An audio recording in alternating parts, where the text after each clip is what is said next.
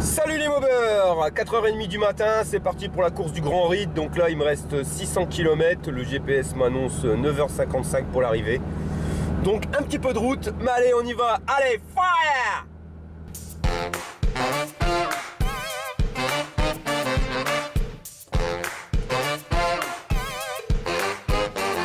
11h30, arrivé sur place, donc on va s'installer tranquillement, la tente, et on va pouvoir commencer les hostilités.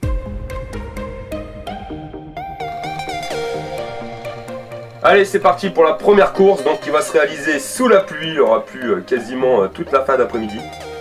Là, un sidecar qui rentre de sa course. La classe 9, c'était les sidecars. Nous, on était en classe 10. Donc on attend que tous les sidecars rentrent avant de pouvoir partir. Les pilotes qui sont devant moi, vous avez Gwen avec la combinaison noire et blanche. La bécane avec le top case, la bécane de course entre les deux mobilettes devant, c'est Laurent. La veste orange, c'est GKME. Donc devant moi, là, vous avez deux bécanes, donc une 103 SP à droite, celle de Gwen, ça sera une 103 Albator. Et à côté, donc la 103 SP GKME, on verra ça après, je vous les présenterai directement. Et à gauche, donc le jeune homme, malheureusement pour lui, il avait que 13 ans, il n'a pas le BSR. Donc là, on voit le désespoir dans ses yeux de ne pas pouvoir prendre le départ. Allez, c'est parti, top départ.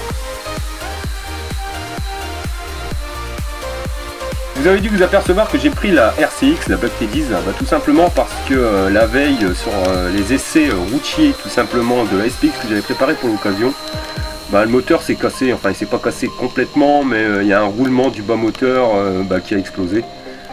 J'ai poussé un petit peu trop le moteur et il est parti en rideau, donc c'est pour ça que l'étape 5 n'a pas encore été postée, mais on va la poster bien prochainement. Comme vous pouvez le voir, le sol est complètement trempé, donc prudence de mise, de toute façon on le voit, les pilotes poussent pas trop non plus.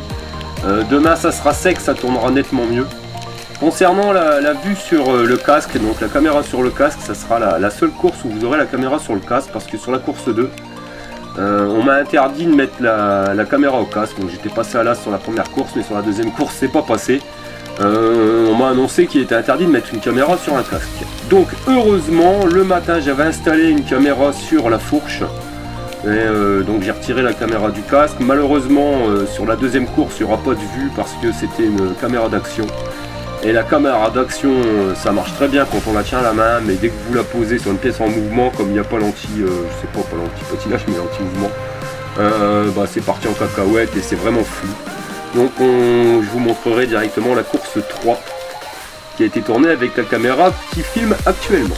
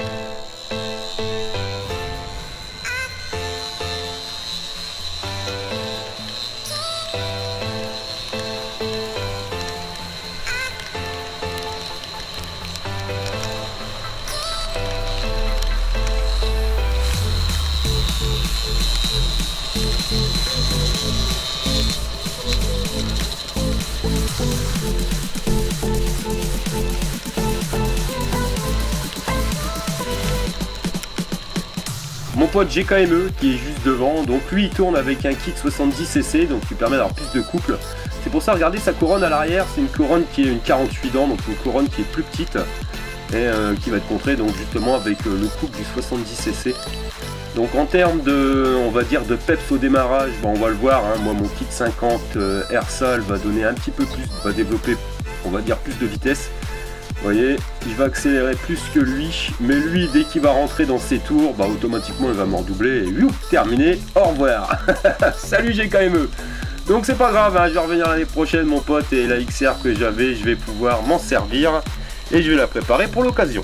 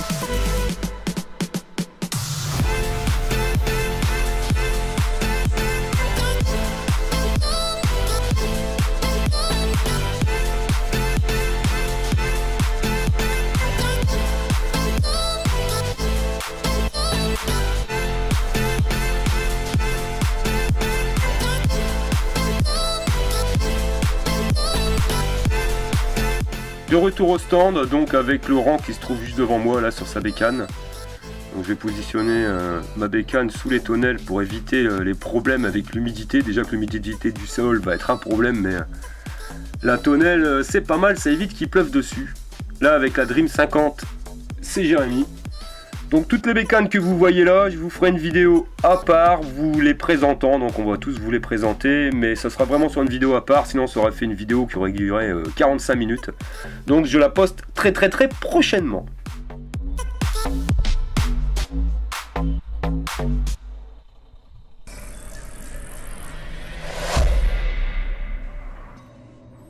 À 7 h du matin, voilà, ça y est, c'est le réveil. Un peu gelé, on s'est caillé toute la nuit, franchement, wow, bien humide. Le petit café qui va bien. Allez, c'est parti. Alors, eh oui, c'est comme ça ici. On se lève, il est déjà près de 10 h là. Alors on court, rendez-vous sur la piste.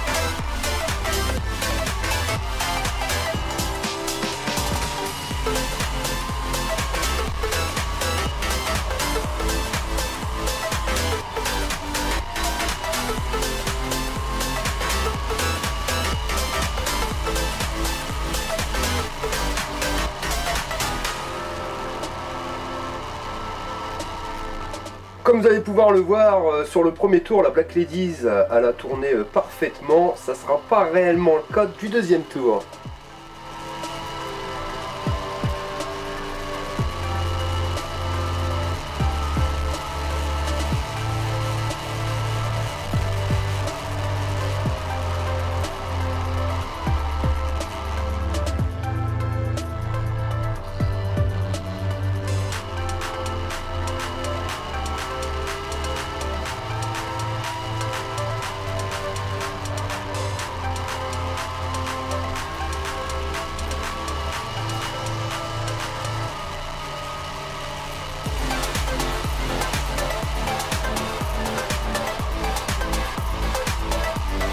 Le sidecar qui est juste devant, donc en tête de course, il est interdit de le doubler, hein, c'est lui qui ouvre la course.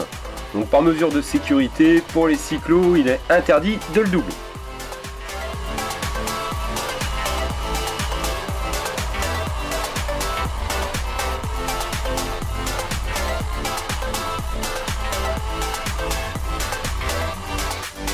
Début du second tour, donc là vous allez vous apercevoir rapidement que la Black Ladies va aller de pire en pire.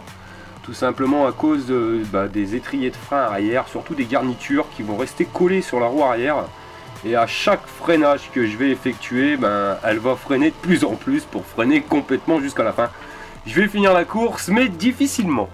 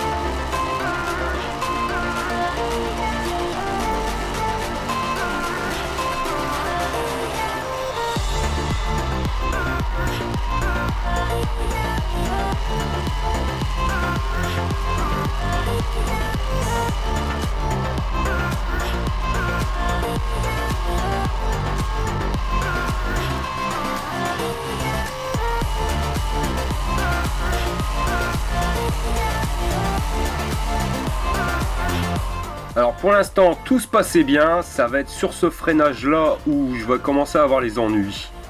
On va le voir de toute façon, vous voyez tout à l'heure sans problème j'arrivais à doubler le véhicule qui était en face. Là maintenant c'est impossible et là on me rattrape.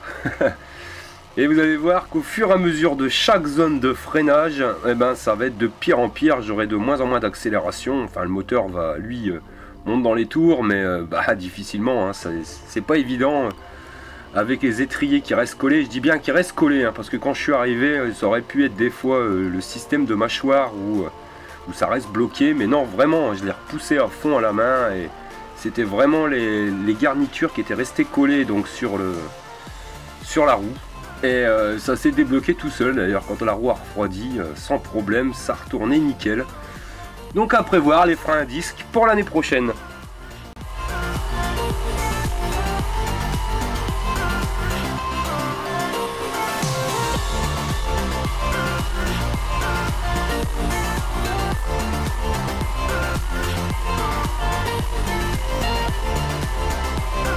Là on va arriver à la zone de freinage qui va me créer après le plus de problèmes, c'est à dire qu'après ce freinage là l'avant sera plus.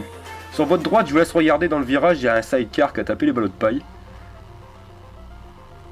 Et là on va voir, hein. Donc là ça reste collé de chez collé et c'est fini. Donc je me refais doubler un par un. On va voir d'ailleurs notre ami Laurent sur notre droite qui va venir me doubler. Voilà, salut Laurent. Donc, gros freinage, hein. Je vais encore faire un freinage de dernière minute. Donc, de toute façon ça va tout seul à freiner maintenant avec les étriers qui restent collés. Et on va revoir l'accélération terminée, il n'y a plus rien. Et on va arriver donc au drapeau à damier à la fin de la course. Salut Laurent!